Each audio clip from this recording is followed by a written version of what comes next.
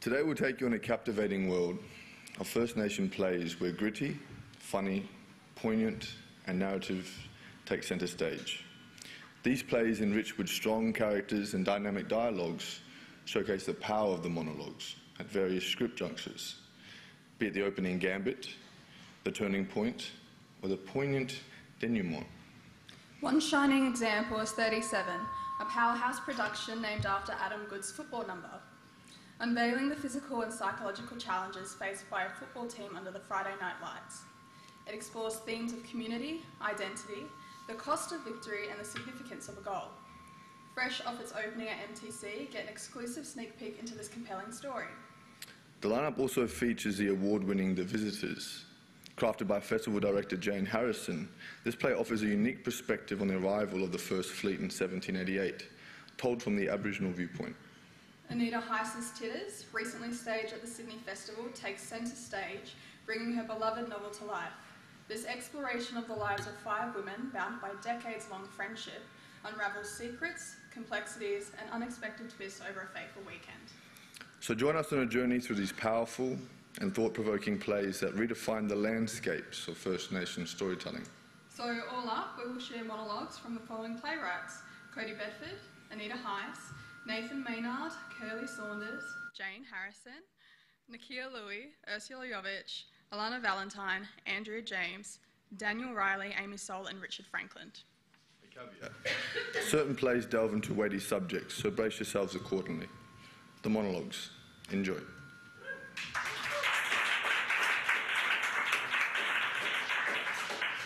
So first up we have Rainbow's End by Jane Harrison. Rainbow's End is set in the 1950s and tells the story of 3 generations of Aboriginal women living on the flats, a flood-prone area on the edge of town in regional Victoria. The play captures their struggles to put food on the table, get a roof over their head, and secure a good job for the youngest, Dolly. In this scene, towards the end of the play, Dolly's mother Gladys, who has only just learnt to read, bravely gets up in a public meeting to deliver a petition protesting her community's living conditions. Your Majesty, Queen Elizabeth II. We demand suitable housing for the Aboriginal people. Yes, we got Rumballara, and I'll be the first to admit the idea sounded good, but have you seen it? Concrete, no doors inside, so we don't need privacy like regular folk, is that it? We want decent houses. Mrs. Windsor, would you live at Rumballara? Then why is it good enough for us? Why do we have to prove we can live like white fellas before we get the same opportunities? And to boot, we're treated like a bunch of cheeky kids. We're second-class citizens in our own country. Well, no, we're not even citizens. And this is the 50s. We demand the right to control our destiny. Now, how exactly did Papa Dear word it?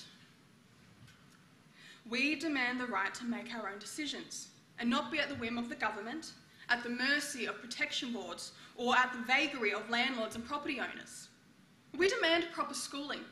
And not just for us, the white people too. They need to be educated about us and our ways. And opportunities. We want jobs in town for our sons and daughters. We want them to go to universities. Yes, not just high schools, but universities. And why not? They say we can't learn, but we can. We can do anything we set our minds to, eh? We, the undersigned, demand to be the equal of anyone. And we'll fight for that right. And keep fighting until we are treated right. By our neighbours and employers, by the Shire, or by the Crown, by Mr. Menzies, and if it's not him, the next Prime Minister, or the one after that. Lastly, and this isn't in the petition, but maybe it should be, I don't want my mother served last at the butcher's. And I want townsfolk to say, hello, lovely day, and not cross the road to avoid us like we're lepers. Well, we can all get along, can't we? Play 37.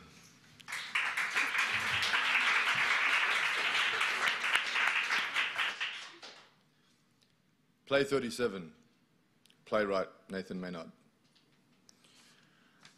Are you lot actually happy with that win? I hope not.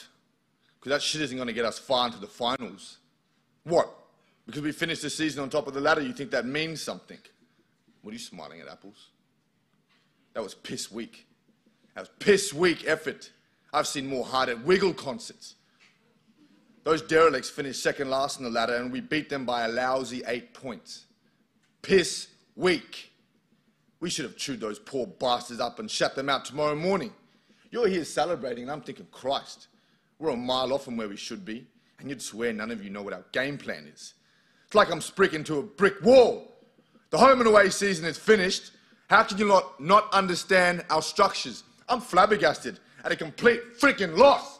We do know the structures. If you know them, why do I have to yell at your thick skulls every freaking weekend about structures, Junior? Who thinks their side on the spot is safe? Someone put your hands up. How dare you? Because if you do, I'll shove it up your own ass. That's if it'll fit. Because obviously your head's is already so big and it's already up there. It's got me stuffed. Why? Because you haven't achieved anything yet. Not one bloody thing. Nothing. I saw one sign of heart out there today. One. Jamer, stand up, boy. A physique like a roomy woo dog. But this fella has more heart than all of you put together. Your captain is getting beat up by the opposition, and what do you lot do? You pull up a chair, grab some popcorn, and watched. But not Jamer. He went when it was his turn. Jamer put his body on the line for his team when it was his turn. Aside from Jamer, no one else put that body on the line here today when it was their turn, aside from Jamer. He knew it was his turn and he went. Nothing else mattered to him. Not his hair, apples, not his safety, Dazza, not his best and fairest votes, Woodsy. Nothing mattered aside from the defence of his captain, his mate, his fellow soldier. Actually, Jamer, put your hand up, son, because your position in the side is safe.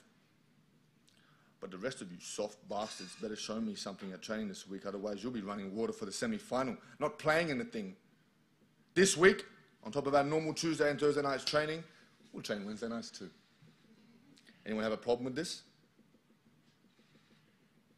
Now shower up and let's meet in the club rooms and forget about the horror show out there today. Yes, General.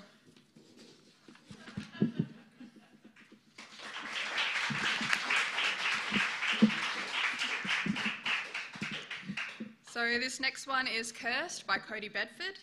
Everything is complicated and a little crazy in Bernadette's family, but it makes for great comic material, because if you didn't laugh, with lashing of religious guilt, siblings coming out, and a white nan on her deathbed, Cursed takes on themes of intergenerational mental illness. What do you inherit from your family, and what can you avoid inheriting with the right interventions and intentions?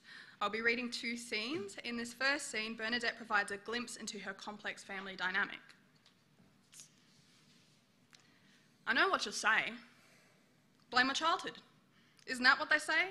That's the prime time for fast-tracking fuck-ups? But I can tell you right now, it wasn't my childhood. I mean, sure, my earliest memory is of visiting my mother in a mental institution, but yeah, I can say with confidence that my childhood was completely normal.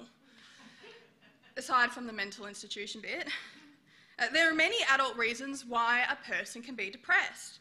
A mortgage stress, for example. I don't have a mortgage, but if I had one, particularly here in Sydney, oh, I'd be very depressed. And I don't have any prospects of buying a house because both my parents live in public housing and I have no equity to borrow. Well, it's a relief, really. So I guess my point is that I'm not depressed about mortgages, and I really don't know why I had a breakdown at Louisa's Hawaiian-themed 30th birthday in Surrey Hills. It just came upon me. We could be talking about anything, all the pressures of modern-day life, climate change, politics, Catholics. Well, I'm not Catholic, but I was raised as Catholic and I went to Catholic school. I wasn't molested or anything. Oh, sorry, it's just that when you tell someone that you went to Catholic school, you have to assure them that you weren't touched. And then if you were, then it's a bit of a conversation stopper. Not that there's anything wrong with that. I mean, there is something wrong with that. Shit. Sorry, is this what I'm supposed to talk about in these sessions? Catholics, the non-touched variety of Catholics? Why Catholics? Well, my nan was as devout as they came, and she raised us. And I'm talking rosary every night with my brother, sister, and praying for people, praying for alcoholics, heathens, racists, and great Aunt Mildred who ticked all 3 boxes. But come to think of it, I don't think being a Catholic made me depressed, and it wasn't my childhood. And then gave us a loving, sane, safe, somewhat Catholic, the non-touched, a childhood, a good country living. Where did I grow up? Oh, not here. Geraldton in the Midwest of Western Australia? Yeah, nobody's heard of it. But it is famous for the Batavia massacre, rape and pillaging. I miss it. No, not the massacre, rape and pillaging. I just miss the place. It may be a little more conservative, but it's simple. People over here in the East complicate shit. Even racism is complicated. You have institutional racism, lateral violence. Sometimes I just miss the WA simplicity of being called a black cunt. Simplicity is good for me, and life here hasn't been simple.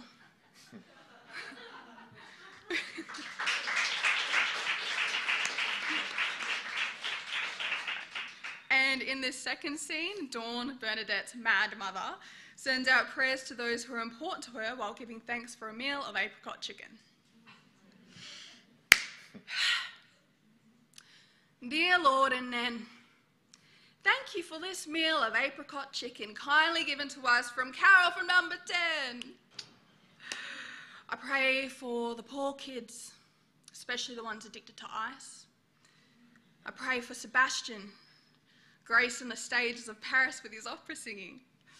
I pray for Marie and my grandchildren. Oh, let them be doctors and mechanics one day. I pray for Aunt Mildred, who's in deep mourning for her sister, and Uncle Vern for his back. I pray for Izzy, who has been run out of town. Best son-in-law that I'll never have. And Lord, I pray for my daughter Bernadette, who has left us in our time of need. And then you ought to know that she's mum. Amen. Well, shall we eat?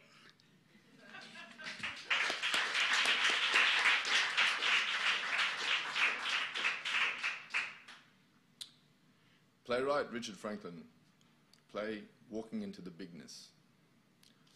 This autobiographical play touches on the moments in the incredible life of Richard Franklin, from his relationship with his mother, his time in the army, on fishing boats, and his role investigating Aboriginal deaths in custody. In this scene, teenage Richard has left Broome with his mother, and they are hiking their way across country. We're about 3,000 k's in, me and Mum. Yeah, I gone back home. Now I'm outside of a town on a nullarbor somewhere, hungry, walking. Been up to Broome for my sister's wedding. I hitchhiked to Perth, slept under a tree at the Kalgoorlie turnoff. We'd lost our house in Portland, but most of the family's in Canberra, so we're heading there now. Things hadn't turned out, so we'd left Broome with no money. Not a Zach, not a brass razoo. I am the man. I am 15. It's 1979. We walk and walk and walk. Man, here the land seems to go on forever, and I've lost everything. Got nothing. Can't even get a feed. No money, no blankets, and I'm not sure why, but I had this canvas bag full of my songs, poems, stories, and so I just walk into the bigness. Mum's watching, and I pull it all out and I throw it as hard as I can. From nowhere, a willy-willy comes and picks it up mid-flight and grabs it all and whizzes it around. Mum yells, "No!" and runs into the willy-willy. Her hair's flinging about, whipped up, down to the side. She's yelling and snatching it all back from the wind. It's like she was challenging nature itself. And she snatched the stuff, the songs, the poems, and the rest. I am breathless watching. The willy-willy passes off into the distance, a whirl of dust, fearless in its journey. Mum stands there, tears falling, hair everywhere, handfuls of my writings. Without a word, I'd take them from her and I'd stuff them back into my bag. Don't know what else to do with them. Decided that I'd keep on writing though. Got to get out of here first and find myself another job. In this scene, Jack is applying for a role with the Aboriginal Legal Service, and he points out the burdens of his role. It's the mid-80s, Crocodile Dundee 2, the one with Ernie Dingo as a black fella. And I won't take the dole, no way. Chaos juggling work, feeding the family, people coming and going. Get a job interview. So I go down to the dole office and say, can I borrow some money? I don't want a dole check, I just want some money for petrol. I'll pay it back. Get the money and get the job. Aboriginal Legal Service. You have to pay 1/3 of your own petrol, 1/3 of your own phone bill, and you're on call 24/7 for the whole state. But they pay you, $200 and something a week. Then an investigator field officer, get appointed to a Royal Commission into Black Deaths in Custody, 1988. Tall ships, bicentenary, fireworks, and it's probably the worst job I've ever done in my life. For a long time, I was the only Indigenous employee for some 2.5 states. The first wage they offered me was $18,000 per annum. The second was $28,000. I received no training. My role is to locate witnesses, take statements from both black and white people, and to talk to the other interest parties of the Commission's proceedings. And sometimes you wear a suit because it's a voice game now, and who's got the most power? And they're all scared, cops and screws of a Royal Commission. So you walk down a hallway, and there's these 3 and 4 governors. There's all these guards all around you, and you stop, and you adjust your suit. You start walking again, and you show them you've got the power. And you get into that room with that woman, and you throw them all out, and you're holding her in your arms, and she's crying. There's 50 stitches in her throat, another 50 or so in each arm, and all the time you've got no power to get her out. And the clear fluid from her body leaks down into your suit, and you drive home and you have to have a shower with your suit on because the fluid has stuck the suit to your body. 99 deaths investigated, 60 in police custody. I work in a huge mob of them, 7 in detail. 3 were elders, 1 had a young family, 3 were stolen generation, 1 was an adolescent, and 1 they beat so hard his heart was laying on his spine.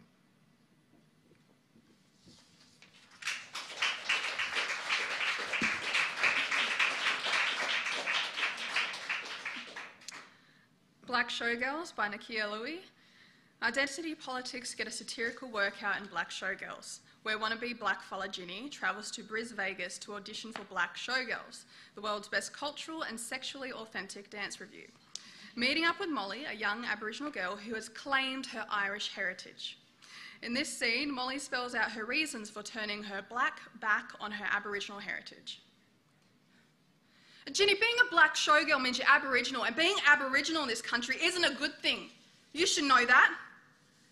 I hated always being followed around stores by security, and not being able to get a taxi or my Uber rating being low, even though I was always quiet and polite and never slammed the door. Not getting approved for rentals or getting pulled over by police even when I was just standing. Always nervous when anything to do with Aboriginal people was brought up in case it was racist. And not being able to watch morning TV just in case there was a panel on Aboriginal dysfunction. People always thinking I got free stuff or special treatment just because I was Aboriginal. My family constantly suffering and dying from chronic health issues. Kids being stolen. Living in constant fear. Never feeling safe. Generation after generation of having no worth as a person in this country. Aboriginal people die 8 years before non-Aboriginal people, and I didn't just want to live longer, I wanted to live. I live a life where I wasn't defined first and foremost by my race. And no one ever saw a linter. They just saw an Aboriginal woman. And one day when I was looking at a missing poster, I realised that white women get to be seen as individuals. When white women go missing or get murdered, they get called by their names and get their own posters, alone. And black women, it's always Aboriginal first, even if anyone notices, or they just wait until enough of us die and then there's a march or a hashtag and then nothing. And when white women are angry, oh, it's a reckoning. They get books and speaking to us. And when I was angry, I was a problem to be destroyed or worse, ignored. And I was so angry. So angry I couldn't just be the person I wanted to be. That being Aboriginal determined my value in every aspect of my life and I had no say in it. None at all. So being white? Wow. It seemed incredible. So when I discovered I was white, it was like this weight lifted off of my shoulders. I decided I wasn't going to suffer anymore. I was going to embrace my heritage, take my privilege, and be white.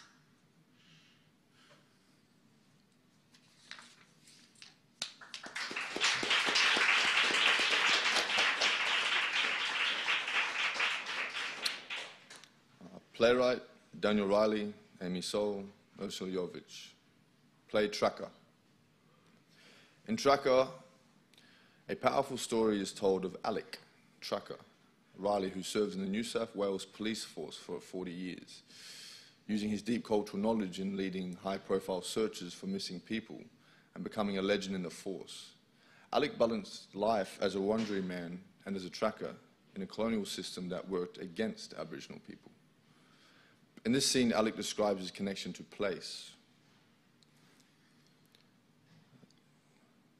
Been here over 50 years now, me and Ethel. Raised the kids here. It's a big reserve, 18 acres.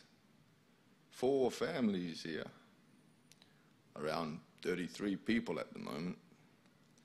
The Taylors, the Burns family over there. In the old teacher's cottage, it's me and Ethel. And over through that scrub is the cars. Been here since the beginning. Some of the folks have moved on, Dubbo, Sydney. Things change. I'm not moving to Dubbo. I am most happy out here.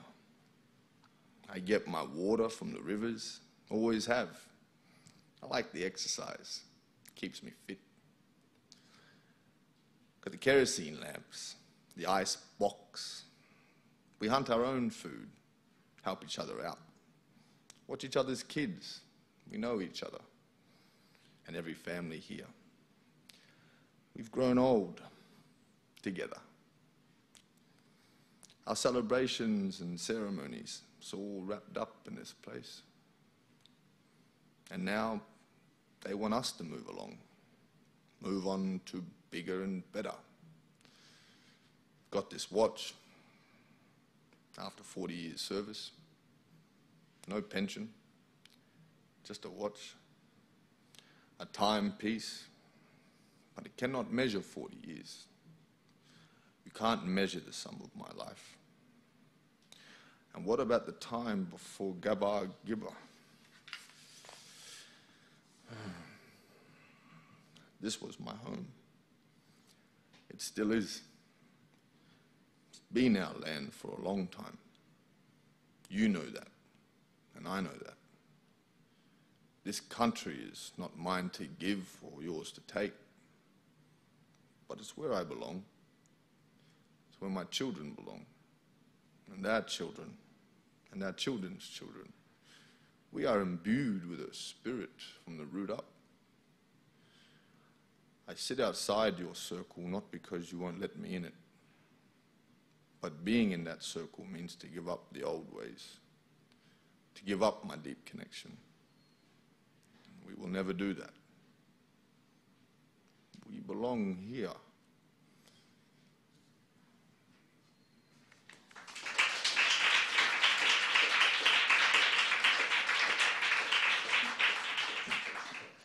Titters by Anita Heiss. Titters tell the story of 5 women and their enduring friendship from their time growing up in Mudgee to their present lives in Brisbane. They meet regularly to discuss black literature at their book clubs. Each of the women is dealing with their own issues, trying to get pregnant, becoming unexpectedly pregnant, dating, battling an alcohol dependency, battling loneliness after a divorce. But they have each other's back, mostly. In this scene, Ellen, the black celebrant, delivers the eulogy for her aunt back in Mudgee. Auntie Molly and Uncle Ron were married for almost 50 years. She was the love of his life. He tells me that a cup of tea on the veranda and morning walks along the Cudgegong River at Lawson Park is all they needed. The quiet times together were more important than the big trips to the city. They had all the romance they needed right here in Mudgee, with each other. From the day Aunt put that wedding ring on his hand, Uncle has never taken it off. "They'll have to pry it from my cold, dead hands," he used to say. But Auntie Molly didn't like Uncle quoting Charlton Heston, even as a joke. Still, she always laughed at his jokes. That unconditional love kind of laugh you give because the person in front of you fills your heart completely. Auntie Molly was sunshine and rainbows and the sound of singing nightingales rolled into one. And she was Uncle Ron's Koori Rose.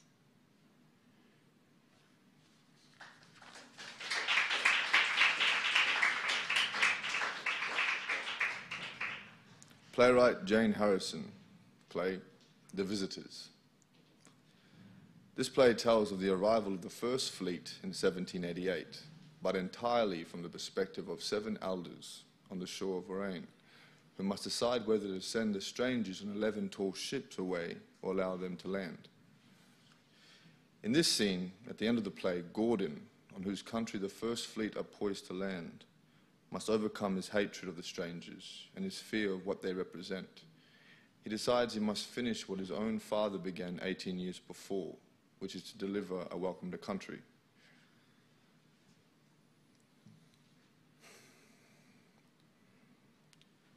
This is my country, my father's country. I know its patterns, its seasons, its soils, the textures of them, the colours, the particular shade of green of the grass the paddygraying nibbles after a fire has swept through. At dusk, when the paddygraying is most hungry and most likely to be speared. I know its secret springs where thirst can be quenched even in the driest season. I know my country's smell, the exact scent of leaf litter where bulbs of chocolate lily hide under moss, though it is not my job to collect them, and where the hardest flint can be found for tools, for trading. Its rivers are my blood, its rocky outcrops my bones, its winds are my breath as my lungs fill and empty. It is me. When I welcome others, I honor my country. We ask this and this only. While you walk on this country, that you care for the land, and that you look after the children of this land. This is my country and my son's country. In honor of my father, I welcome you to country.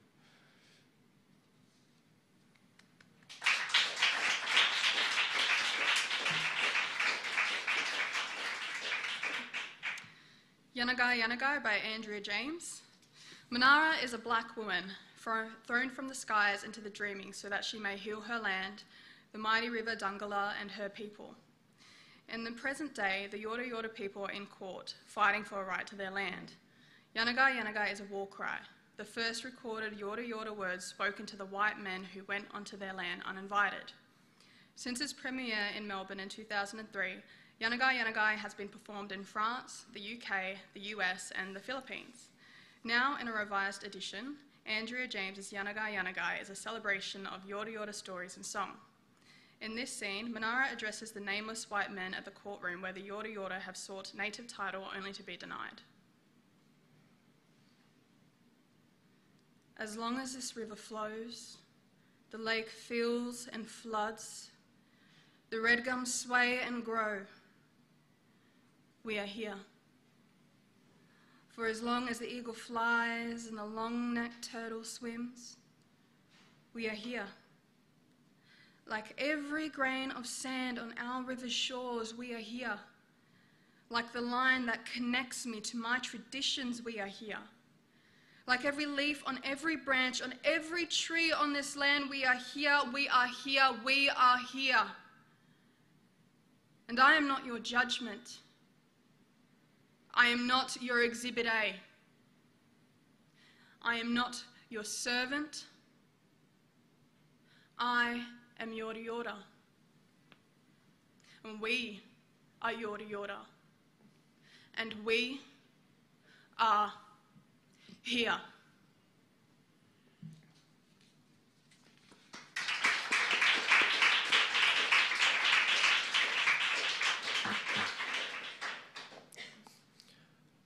Play Going Home. Playwright Curly Saunders. Jedda's mum Louina was raised off country as a state ward in the children's home after being forcibly removed from her family. Jedda has inherited the disconnection and displacement many First Nation peoples experience as a result. His sister, Aki, is a queer solo mum-to-be who is trying to encourage him to go back to home and reconnect to country and community. In this monologue, Jedda sits with the complexities of being raised off country, being a dad, and his hesitancy to confront the intergenerational traumas which are present in his day-to-day life in the city. Hey, it takes a clever spirit to sing up loved ones. Our son can do it, little Monty. Yeah, he'd be there, smiling and laughing at the ancestors in the corner, Warren, all our white friends. Hey man, who's your kid talking to? Alani and I tried to convince him he's not possessed. He's always conspiring with the old people. He can sing in Nanemi. She was his first word. He made me realize I can see them too, can hear them too. But I try not to let that be known. I feel like magic I shouldn't be touching with these hands. You know, I've only been back for sorry business once with Mum and Dad. Only ever gone home to grieve. I never learned to dance with my cousins and the old fellas. Can't utter a word in Nan's language. When they ask me at work about Yidiki and ceremonies, I don't know what to say. I can play, sure, but those ancient songlines aren't awakening me. I'm always the joker in the centre making the long lunch breaks shorter for the apprentice, see? I don't want little cuz being called what they name me. I'm tired of calling it out in white fragility. I hide away up here in the city where I can handle the racist slurs, where kids on their P's call me the N-word, and I'll be trying not to throw my large taro milk tea, no sugar ice at them. Same city where people hide their purses when I walk by, as if our land wasn't enough. They got to keep their clutch close too. Same city where they assume I'm unemployed when I have a day off with my baby boy. I've been toying with Aki's invite to go home. But how do I tell her I got too much work on? That Alani needs me, and I can't bear to go to a place where I'm from but I'm not known. Can't go showing up unannounced. I don't think they'd even recognize me. Family down there. But I got family here to worry about. Want to get life set up for Monty. In all honesty, here, there, I'm not sure where I belong. Hey, I hear you crying, my boy. Hey, I'm coming, little one.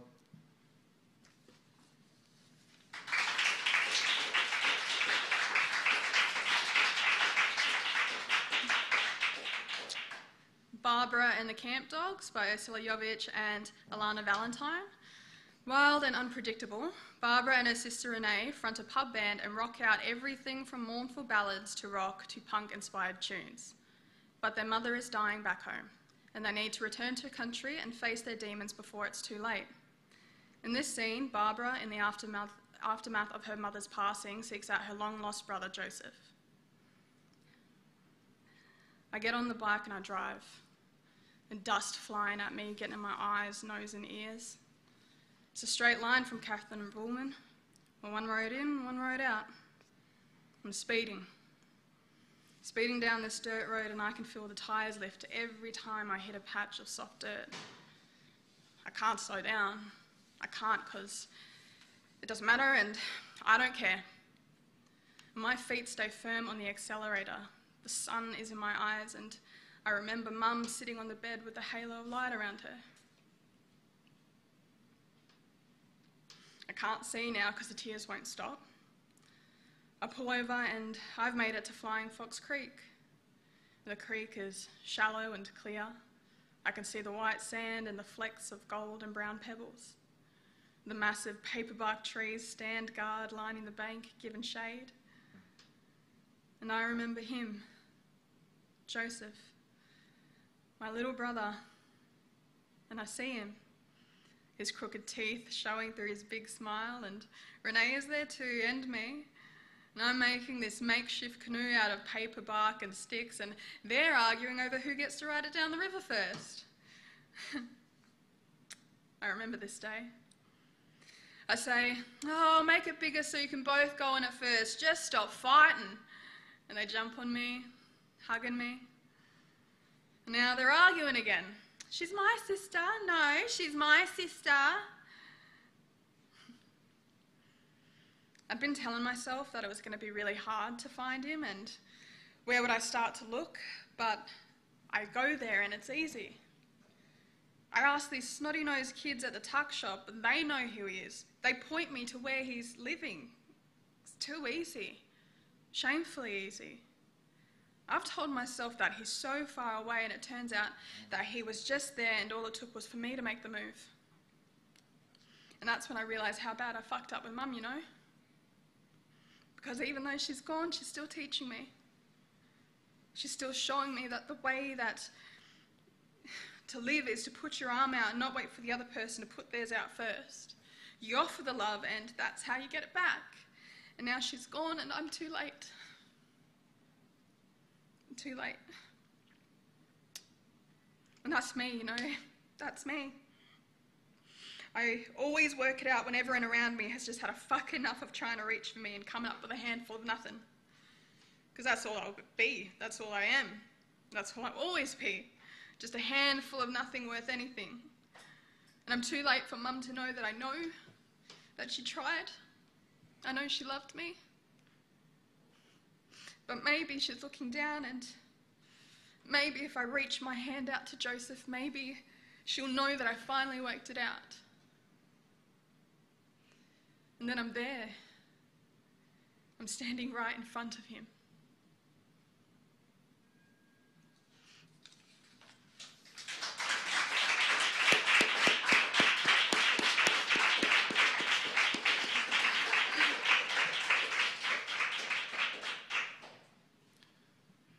Big Names, No Blankets.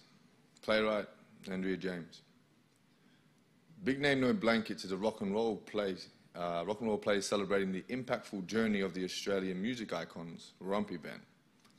Named after their second album, the show features hits in Lurja, Warlpiri, Gamaj, Yolngu, Martha languages, highlighting their historical significance as the first rock band to sing in Aboriginal languages. Rumpy Band's anthems like My Island Home and Blackfella Whitefella conveyed truths about relationships in colonised lands, uniting Australians through infectious music that amplified black voices and stories. In this final scene, Sammy Butcher, a band member, reflects on the journey and where the band members are today. Sammy sits outside in a porch at Papanya. That was it. The head of our spear. Go on now.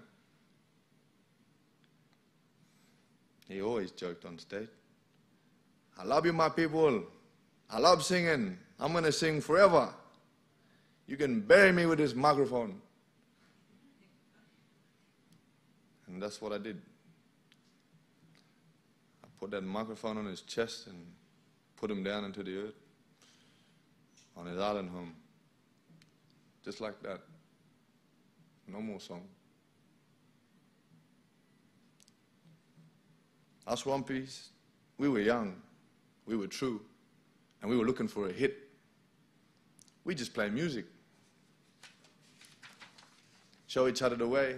We laugh, sit around the fire, listen to the wind. Let the country talk to us.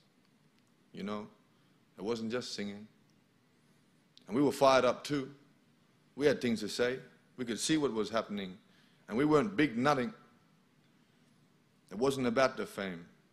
It was about responsibility to our people, to our Jokopa. Give the young ones something to look up to.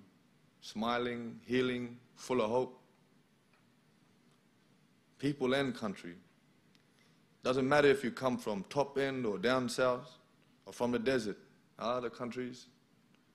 We're all connected through our stories. Look. But can music really change the world? Did the oils tour bring land rights to our people? Not really. Did our sit-down money song bring us more jobs? No, we just got that intervention in army. But we showed you our world, what mattered to us. And me and George and Neil and my younger brothers, Gordon and Brian, we made magic. We call that one Ilpinji. And Australia, for a little while, you listen. You listen to our voices and you dance with us. We did good. It's just me now. We lost our two younger brothers, Brian and Gordon. They buried side by side at Papanya Cemetery. But that music never dies, eh? That music lives forever. It lives in our children and our children's children.